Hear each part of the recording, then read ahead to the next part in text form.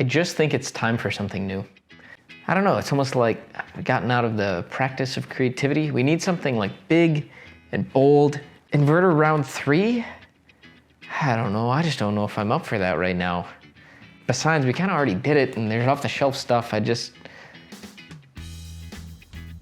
Actually, I want to do a project about something that's universal, that's everywhere, it's all over. You know, something that touches things like computers, cameras, cars, industry, something that's just everywhere. 3D printers, robots.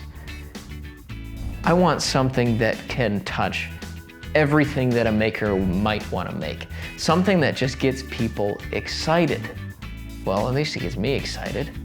Yes, I think we've got it. I think this is what's next for EEforEveryone.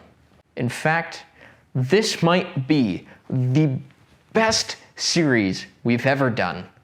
Or it won't. I mean, those are the options.